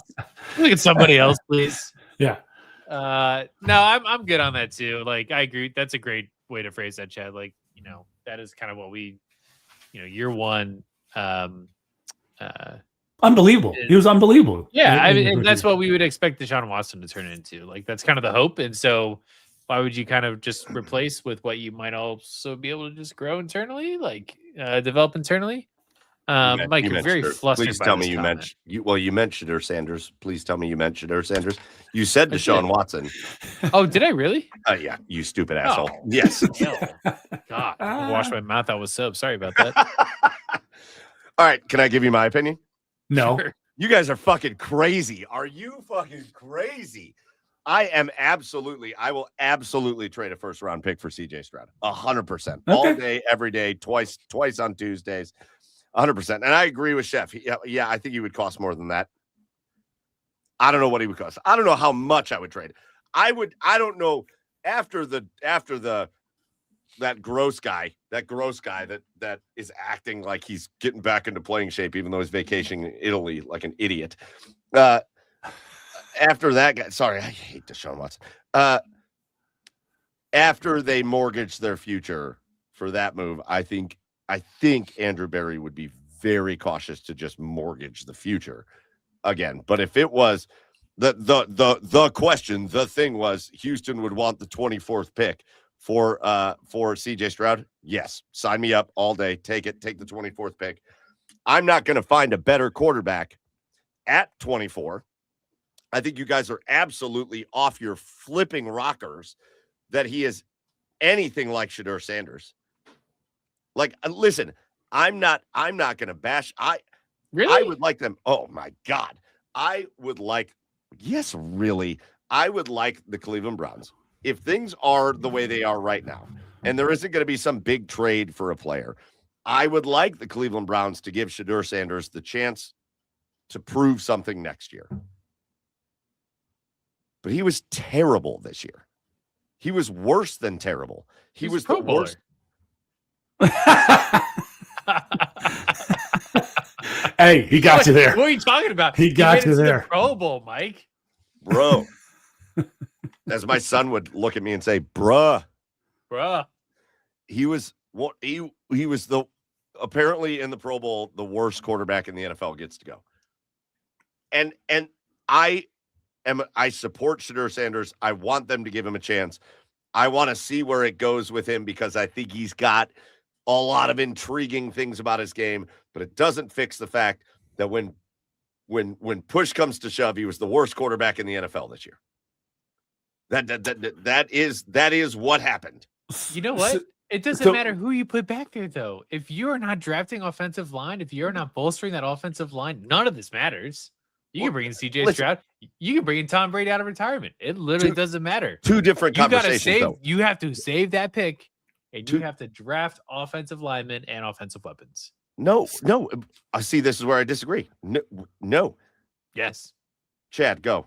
So all I'm hearing basically from you is you would trade the 24th pick for CJ Stroud because he's better than whatever else we got. Like you don't it doesn't. There's nothing. There's nothing that you just told me there that is going to elevate this team to the next level. This is a franchise quarterback. I think CJ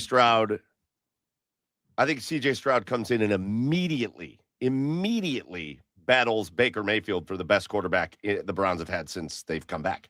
Immediately. But no, we're talking about a guy. I know his rookie year and his second year, both very great years. Over 4,000 yards his rookie year, 3,800 and some. He throws way more touchdowns than interceptions, although he still throws enough interceptions to show you that he's trying to push the ball into certain pockets. Again, no interceptions is bad. I want some interceptions to show that you're trying to push the ball into certain pockets.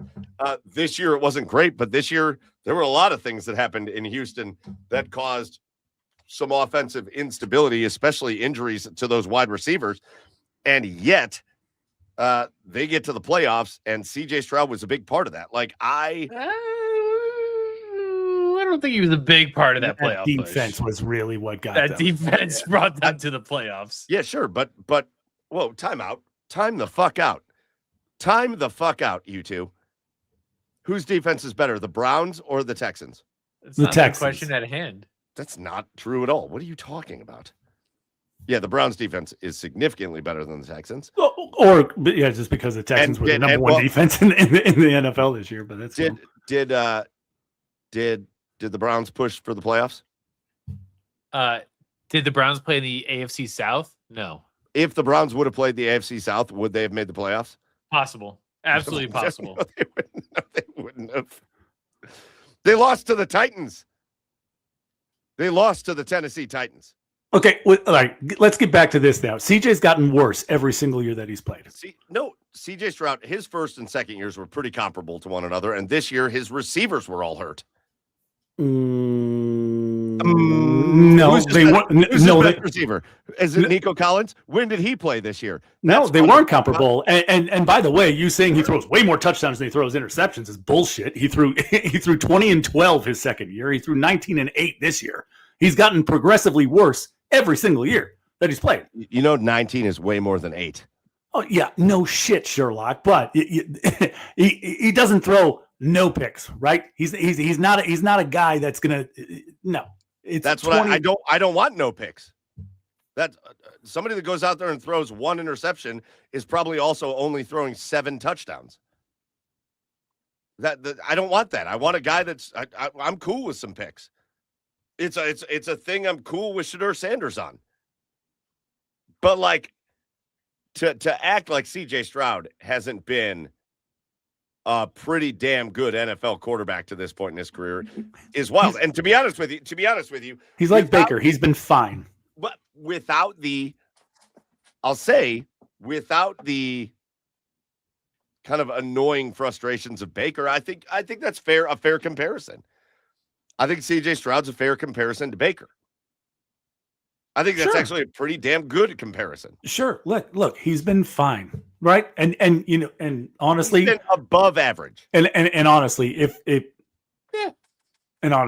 you're telling me like, okay, let me backtrack a little bit here. Compared to Deshaun and Shedeur, would I take CJ? Sure, but he doesn't move the needle for me so much that I'm going, oh yeah, we're going to the playoffs. Yeah, we found our franchise quarterback in CJ Stroud. Like he doesn't move the needle enough for that for me. I would be happier. I would be cool with it. I would be cool with it, but like he doesn't excite me. Also, like if they come out are the with that Browns even in a announcement, position to make that kind of move right now? Like, why would they not be? well, you're not really in a win first playoff now mindset with this team. Like, gonna go through a bit of a rebuild yet again. Maybe not defensively, but I also have to plug in my computer, so apologies for all this noise. But you are absolutely retooling this entire offense. You have no wide receivers. You have one tight end. You have no offensive line. So what is a quarterback going to do? Brother, CJ Stroud is 24 years old. This isn't. He's not like 30. It's not like a 30-year-old where you're like you can't build your team around him. I like to build it and they will come kind of thing. Build a good offense and then get the quarterback. Okay, but there's a chicken and an egg conversation to be had here, because you can say build the offense and the quarterback, but what happens?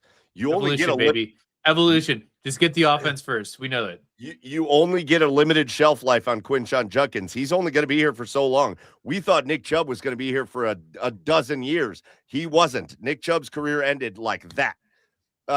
Quinshon Judkins, you only have for so long. You're only going to have Harold Fannin for so long. Whoever you bring in, let's say they draft Mekhi Lemon. That is my preferred pick at number 6.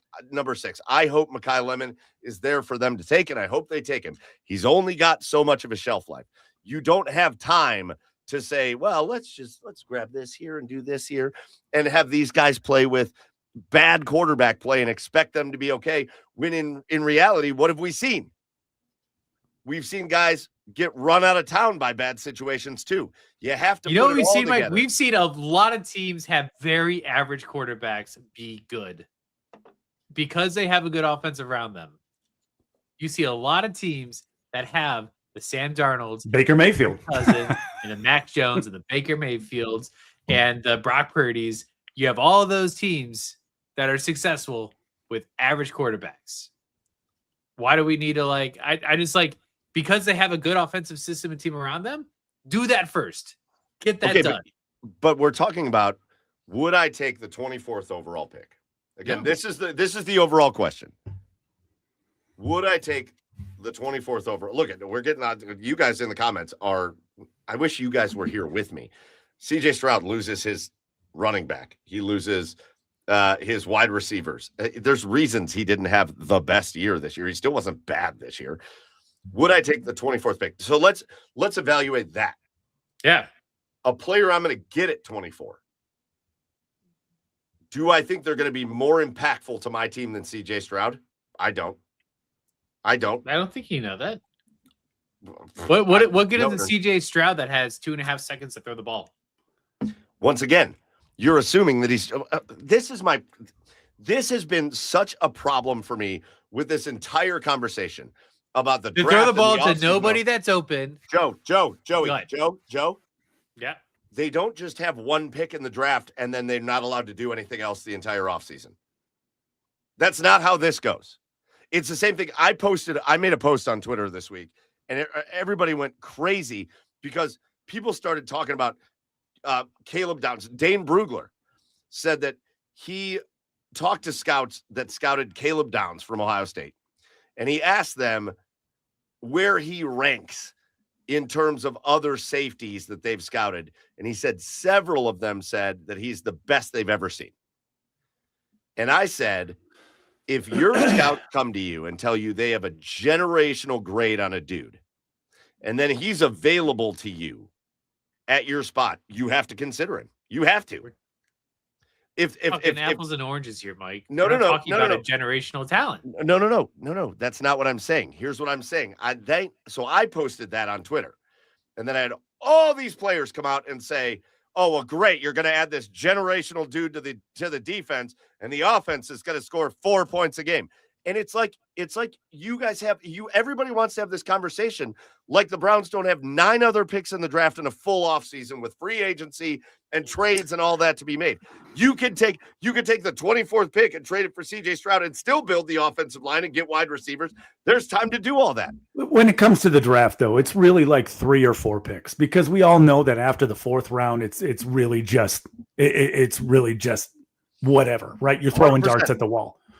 100%. But you still, again, you have free agency. You've got the trade market. There's going to be a lot of changes and additions, especially to this offense, because there has to be. Sure. That, again, if here's the thing, the Browns 2026 season is not predicated on who they take at the 24th overall pick. Their success or failure of the 2026 season is not based on who they take at 24. No, It's not. And it's so part of the whole picture. would I rather take a dude that has shown me for 3 years, even though, Chad, I know you're not happy about this year specifically, would I rather take a dude? He's gotten worse every year, Mike.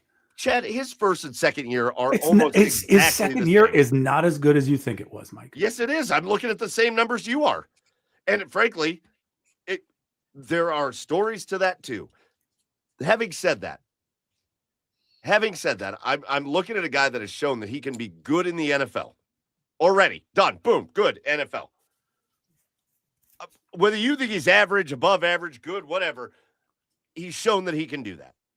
Would I take a late first round pick and throw it at that and say, cool, all right, let's roll with CJ Stroud and see what happens there. And let's build this offensive line. Let's add a one. You still could get Mekhi Lemon at 6. You still could get, I don't know, Jennings Dunker or Monroe Freeling from Georgia or whatever in the second round. There's going to be guys available for you to take. You could get Chase Pasantis at a guard position in the 3rd round. There's going to be players that you're going to be able to take in the draft that still build you up. And now you have a quarterback that's 1,000 times better than anything you have on the roster. 1,000 times. Yeah, I mean, I can agree with that. But like I said before, he doesn't move the needle enough for me to be like over the moon excited about it. Also for like 2 seasons of control. You make the move with the understanding that you're going to listen. Okay, backtrack. We don't talk about doing. I hate that we're talking about this conversation. Right No, now. but this conversation, I think we all have to go into it with a good faith understanding that like we're not going to suggest the Browns do something stupid. You're not going to trade away the 24th pick thinking, we'll play CJ Stroud for 1 year, and if he's no good, we'll just try to get rid of him. That's not what you would do. You would only make this move if your understanding was you're going to extend CJ Stroud and give him a contract to stay here longer. That's the only way that move happens. What if he doesn't want the contract?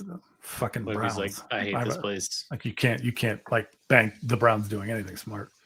But this conversation, this whole thing, and again, it does stem back, Joe. And I'm sorry if I get worked up about it, but it all stems back to it's the same thing. You saw it here in the comments from Chef Brian K. You don't pass on a Palomalu. That's what I'm talking about. With like, trust me, we are not passing on a Palomalu here. No, but CJ Stroud's a really good quarterback. No. Palomalu. That's not this. He meant the Caleb Downs conversation. The conversation is we take every move and treat it like it's a vacuum of this is the only move. It's not the only move. If they traded their first round, their 24th pick for CJ Stroud, there's probably 20 other moves that are going to get made this offseason. That's just the cap space, but yeah. They have plenty of cap space. They have okay amount of cap space. Plenty of cap space, especially when you're looking at maybe some interior offensive linemen that don't eat up that much of the cap. Listen, I don't know. Bottom third of the league in cap space, but yeah. Listen, I could very well change my mind because I've said multiple times on this show that I always reserve my opinion on who I want in the draft until after I see what they do in free agency and trades. 100%. So I mean, if when I look at the moves of the free agency that they make, sure, maybe I'll be a little bit more open to CJ. But if you're asking me to like do it right now, no, absolutely not. I wouldn't take CJ Stroud. Oh, I'm using that pick. I wouldn't use the 6th pick to get CJ Stroud, but I'd use 24. Sure. Okay. Yeah. All right. That was fun, actually. It was a fun Browns conversation for once. Was it? To get into. Yeah. Was it? Yeah, it's better than talking about the bullshit spewing out of some idiot radio guys. How many MVPs would Guardians thought? Random thought. How many MVPs would Jose Ramirez have if they actually gave him something? Was never born.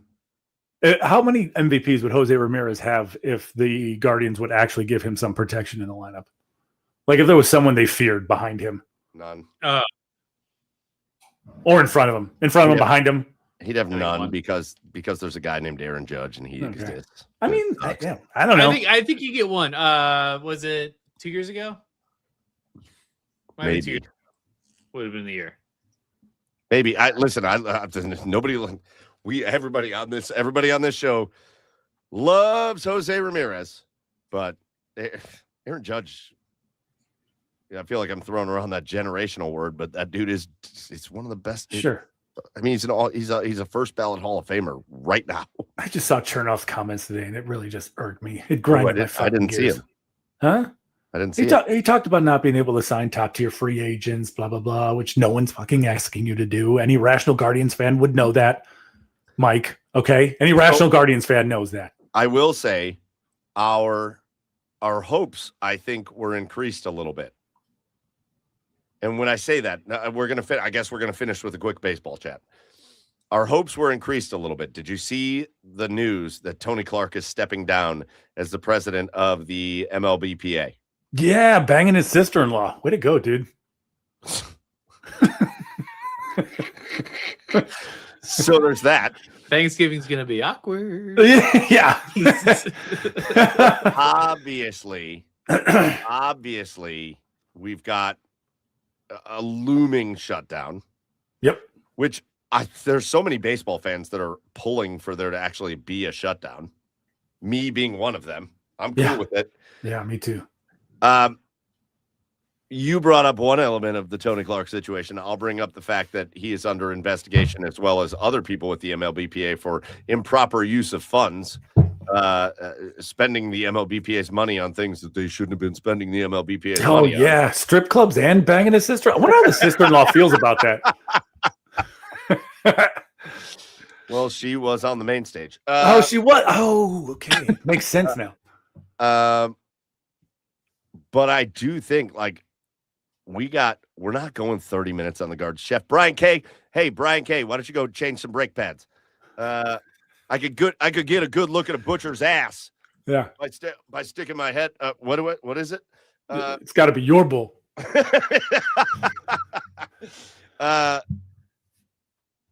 I do think if you're hopeful that some big changes could be made, this unsettling time at the top of the MLBPA is a good sign. That's a wonderful thing that the MLBPA is in turmoil, and there's going to be a little leverage there. Can the owners get enough leverage to finally push through something that is fair and competitive for baseball? Yeah. I hope they do. I hope they do. A whole new business model. Just let the players bet.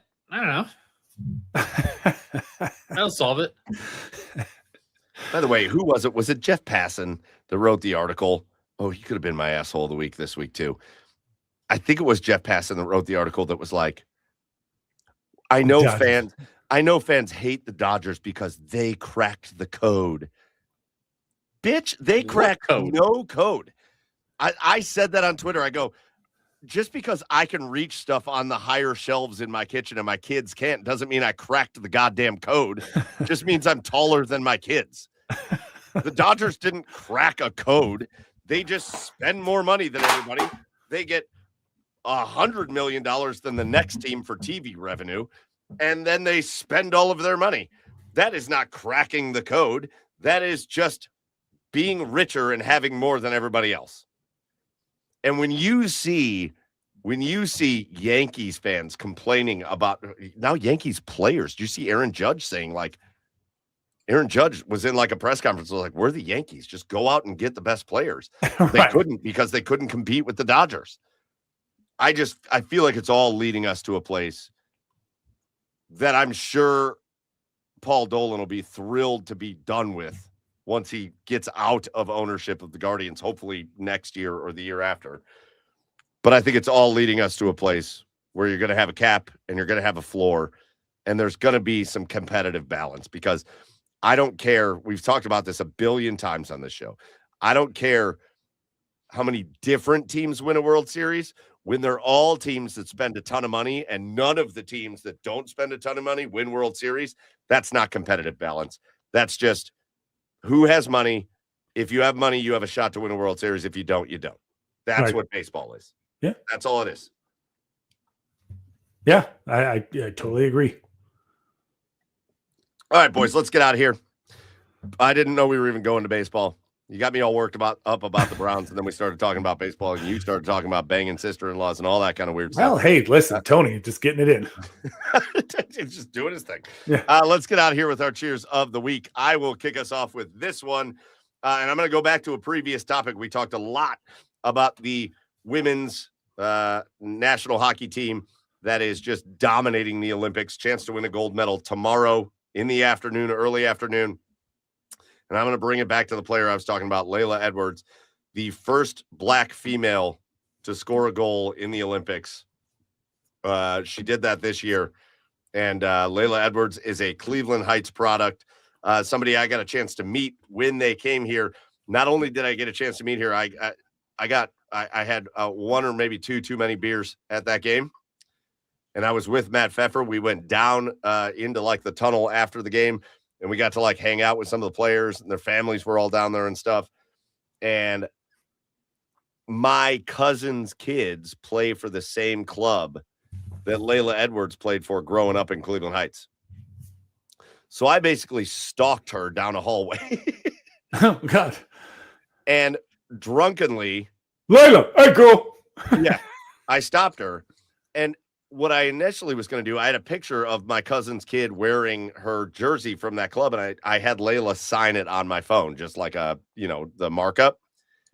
And then Layla goes, well, are the kids still here? And I was like, well, yeah, they're upstairs. And she goes, cool, take me to them.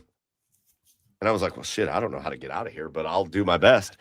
And the two of us just walked our way to an elevator, went upstairs to the main concourse. She was just out there on the main concourse after the game.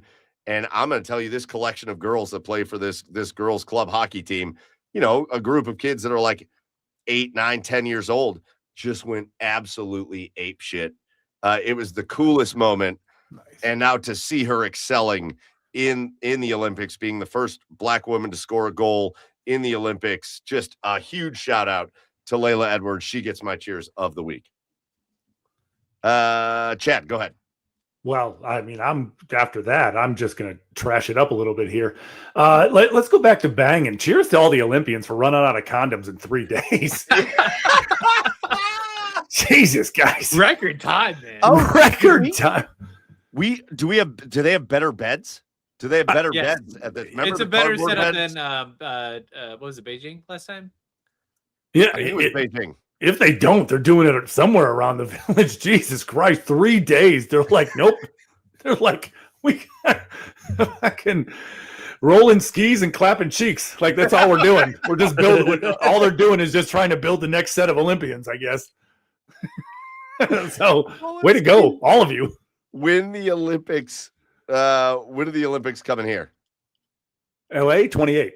LA 28, yes.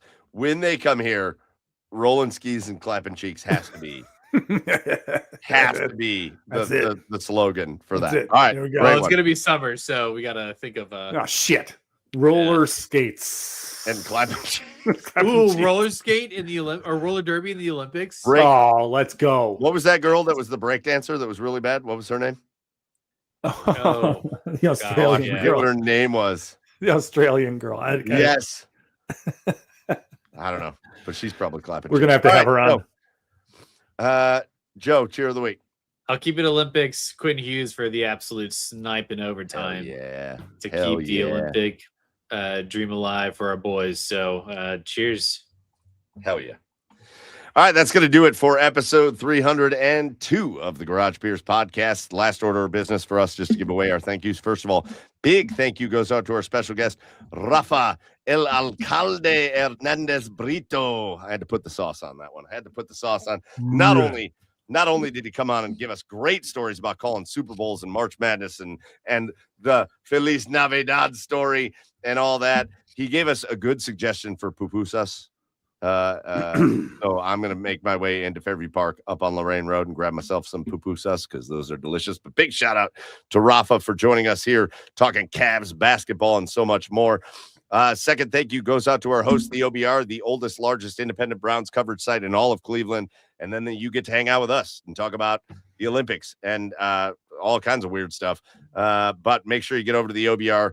OBR.com, hit subscribe, make sure you become a part of that community because it is awesome over there. Big shout out to the OBR. Last one, I know you guys thought we were ignoring you again. We had some technical issues where we weren't even sure where this got broadcast out tonight because we got like a little warning message at the beginning, but you guys are here and that's what matters most. So big shout out to everybody that joined us live here tonight. And participated in the comments. And if you weren't live with us, remember, you can always catch us later, either on YouTube or Twitch, or you can go to Apple Podcasts, Spotify, iHeart, wherever you get your podcasts and catch us there. That's going to do it for episode 302 for Joey Whalen out there in Seattle at Garage Beers Joe. For Chad Meyer in the boiler room over there on the east side of Cleveland at Garage Beers Chad, I am Michael Keefe at Garage Beers Mike. Go follow the show at The Garage Beers on all the socials, and we will see you next week for episode 303. Until then, as always, cheers, everybody.